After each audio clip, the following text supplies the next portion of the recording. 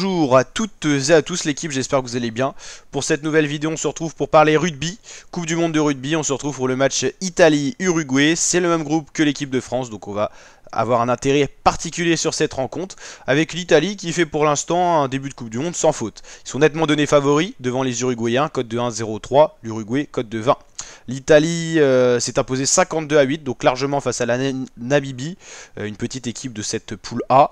Il y avait une victoire face au Japon, ça c'était en préparation de la Coupe du Monde, victoire face à la Roumanie.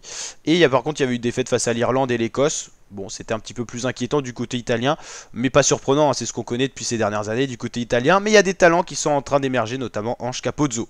Les Uruguayens restent sur une défaite 27-12 face à la France, mais ils ont quand même posé des problèmes à la France, qui est quand même une bonne équipe. Alors est-ce que les Français ont été mauvais ou est-ce que les Uruguayens étaient bons? Je pense qu'il y a un peu des deux.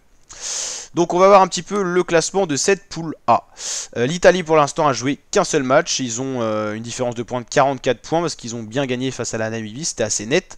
Et les Uruguayens, un seul match joué également. Donc voilà, ils sont un petit peu en retard par rapport aux autres équipes du groupe, avec la France qui est en tête et la Nouvelle-Zélande deuxième. La Namibie en dernière position avec 2 défaites. Voilà, il n'y a que les 2 premiers qui sortent de la poule. Donc là pour l'Italie, il va falloir aller chercher des points. Et en cas de victoire, face à l'Uruguay, victoire bonifiée, ils peuvent passer premier de la poule. Et ça peut être intéressant avant un match, donc déjà France-Namibie. Mais surtout, les Italiens vont bientôt aller rencontrer la France. Donc ça sera un gros match France-Italie. Et puis l'Italie, il faut qu'ils affrontent aussi la Nouvelle-Zélande. Il y aura un Nouvelle-Zélande-Italie qui sera à suivre. Pourquoi pas créer la surprise du côté italien. On sait que les All Blacks sont un peu fragiles, ils ont perdu un match. Donc voilà, l'Italie dans tous les cas, s'ils veulent sortir de cette poule, il faut qu'ils battent au moins la Nouvelle-Zélande ou au moins l'équipe de France. Ils peuvent pas se permettre de perdre 2 rencontres, donc va falloir carburer du côté italien et surtout marquer un maximum de points de bonus défensif, bonus offensif sur les rencontres face aux petites équipes. Ce qu'ils ont fait face à la Namibie, ce qu'il faut qu'ils fassent face à l'Uruguay, et puis après il faut aller chercher un résultat face à la Nouvelle-Zélande et face aux Bleus. Donc voilà, il faut y croire du côté italien. Il y a une bonne équipe, il y a peut-être un potentiel bien supérieur qu'à la dernière Coupe du Monde, donc un potentiel qui doit être exploité du côté italien.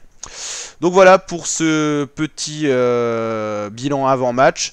Sinon, qu'est-ce qu'on peut dire sur les autres matchs? L'Angleterre a battu le Japon. Les Fidji ont surpris l'Australie. C'est peut-être la première surprise de la Coupe du Monde.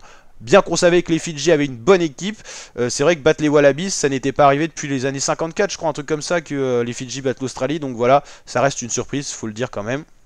Et puis l'Afrique du Sud a confirmé qu'ils étaient des prétendants au titre avec 76-0 infligés à la Roumanie. Même si la Roumanie est une petite équipe, il n'y a eu aucune faute du côté d'Afrique du Sud.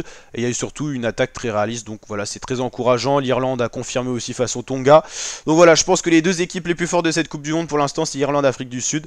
Les Bleus, eux, doivent confirmer parce que là pour l'instant, ça va pas trop. Donc voilà, n'hésitez pas à liker, vous abonner et partager. Je vous dis à très bientôt pour de nouvelles vidéos l'équipe. Ciao ciao.